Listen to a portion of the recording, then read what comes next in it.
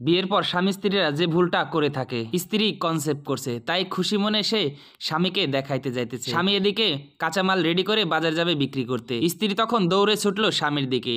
স্বামী যখন কাঁচামাল ভ্যান গাড়িতে রেডি করে গাড়ি টান দিবে তখন স্ত্রী এসে বলল, তোমার জন্য একটা সারপ্রাইজ আছে। বললো, কি সারপ্রাইজ? বললো, ডান করো। ডান করার পর দেখতে পেলো সে মা হতে যাচ্ছে। স্বামী তখন রাগ করে কাঠি ফেলে দিল আর ভ্যান গাড়ি রেখে সে ঘরের দিকে ছুটে গেল। ঘর থেকে একটা ওষুধ নিয়ে আসলো, সে পেটেরটা রাখবে না, তাই তো দেখেন স্ত্রীকে ওষুধ খাওয়ালো। স্ত্রী খাবে না, স্বামী বলল তোমাকে খেতেই হবে।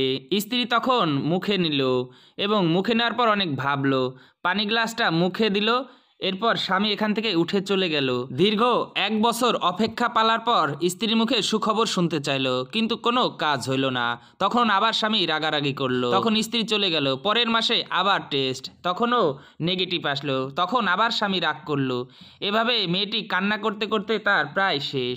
তখন সে আল্লাহর কাছে মুনাজাতে বসলো যে, আল্লাহ আমাকে একটা সন্তান দাও, আমি আর পারতেছি না। স্বামী এটা দেখে মনে অনেক কষ্ট পাইলো এবং স্বামীও মুনাজাতে বসে গেল, হে পরওয়ারদিগার, আমি ভুল করেছি, আমাকে তুমি ক্ষমা করে আমাকে একটা সন্তান দাও। যখন দোয়া শেষে তখন আবার তারা ট্রাই করলো এবং কনসেপ্টে পজিটিভ দেখতে পেল। স্বামী স্ত্রী খুশি হয়ে গেল। আসলে বিয়ের পর প্রত্যেকটা স্বামী স্ত্রী এ ধরনের ভুল করে থাকে, তারপর সারা জীবন কান্না করে মা বাবার ডাক শোনা থেকে বঞ্চিত হয়ে থাকে। জনস্বার্থে ভিডিওটা বেশি বেশি শেয়ার করে দিবেন।